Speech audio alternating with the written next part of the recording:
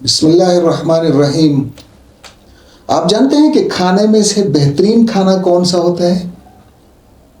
کھانے تو ہم بہت سارے کھاتے ہیں، لیکن سب سے بہتر اور اچھا کھانا کون سا ہوتا ہے؟ کھانا ضروری ہے کہ ہم اس پر غور کریں۔ کھانا بہترین کھانا کون سا ہوگا؟ وہ کھانا جو حضور صلی اللہ علیہ وسلم نے ہمیں بتایا، چاہے وہ دال ہو، چاہے مرغی ہو، چاہے گوشت ہو، چاہے وہ پیاز کے ساتھ روٹی ہو، چاہے روٹی کے اوپر مرچی رکھ کر روٹی کھائی جائے، لیکن وہ روٹی حرام کی نہیں ہونی چاہیے، کیونکہ حرام کی جب روٹی انسان کے پیٹ میں ہوگی، حرام کا لقمہ جب انسان کے پیٹ میں ہوگا تو اس کی کوئی بھی عبادت قبول نہیں ہوتی۔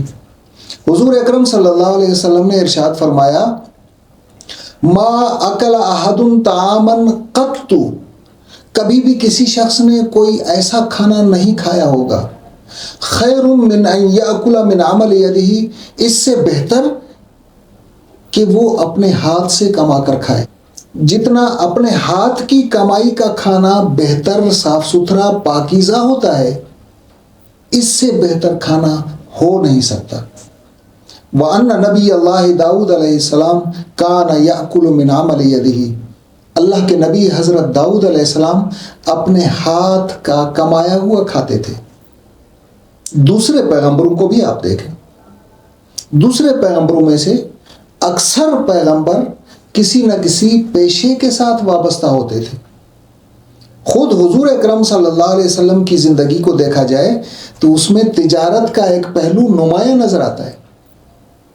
اپنی محنت سے، اپنی کوشش سے، اور پھر اس میں صرف محنت نہیں ہوگی، بلکہ وہ محنت دین اور شریعت کے اصولوں کے مطابق ہوگی۔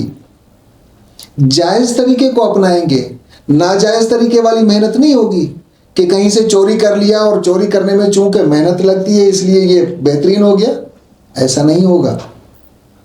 سود میں چونکہ میرا پیسہ انوالو تھا اس لیے یہ بہترین کھانا نہیں ہوگا۔ اگر حرام کمانے میں کسی شخص کی کوئی محنت لگتی ہے تو وہ جائز نہیں ہوگا۔ جائز صرف وہ کھانا ہوگا جو شریعت کے اصولوں کے مطابق اپنی محنت سے حاصل کیا ہوا ہوگا۔ تو حضور اکرم صلی اللہ علیہ وسلم نے ارشاد فرمایا کہ بہترین کھانا وہ ہے ما اکل احد، کسی شخص نے بھی ایسا کھانا کبھی نہیں کھایا ہوگا، خیرا من ان یاکل من عمل یدہ، کہ کوئی شخص اپنے ہاتھ کی کمائی سے کچھ حاصل کر کے اور اس کو کھائے، چاہے وہ کھانے کی کوالٹی کسی بھی طرح کی ہو، لیکن ہونا حلال چاہیے۔ جب حلال کھانا ہوگا تو ہماری زندگی کے مسائل حل ہوں گے، ہماری زندگی میں مسائل کم سے کم ہوتے چلے جائیں گے۔ لیکن جب کھانے میں حرام کا عنصر شامل ہو جائے گا تو پھر وہی کھانا زہر بن جاتا ہے، ناپسندیدہ چیز ہوتی ہے، اسے ہم کھانا گوارا نہیں کریں گے، اسے ہم کھانا پسند نہیں کریں گے۔ دیکھیے، ایک گلاس پانی کا صاف ستھرا فلٹر والا پانی ہر کوئی چاہتا ہے نا، صاف ستھرا پانی ہو، ٹھنڈا پانی ہو، بہترین پانی ہو، لیکن اس میں اگر ایک قطرہ پیشاب کا شامل کر دیا جائے تو کیا خیال ہے کوئی شخص اس کو پینا گوارا کرے گا؟ بالکل ایسا ہی حلال کمائی ضروری ہے، حلال اور پاکیزہ چیز۔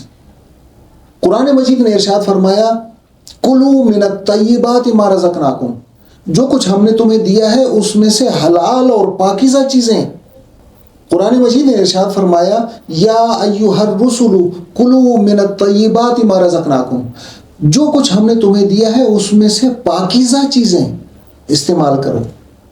ایسی چیز جو خود بھی پاک ہو، اس کا ذریعہ بھی پاک ہو، اور وہ ذریعہ انسان کی اپنی محنت، انسان کی جائز ذریعے کو استعمال کرتے ہوئے، جائز طریقے کو استعمال کرتے ہوئے، دین اور شریعت کو سامنے رکھتے ہوئے اگر کوئی شخص کچھ کماتا ہے تو وہ کمائی جائز ہوگی. اگر دین اور شریعت کے خلاف کوئی شخص کچھ بھی کماتا ہے تو وہ کمائی حلال نہیں ہوتی.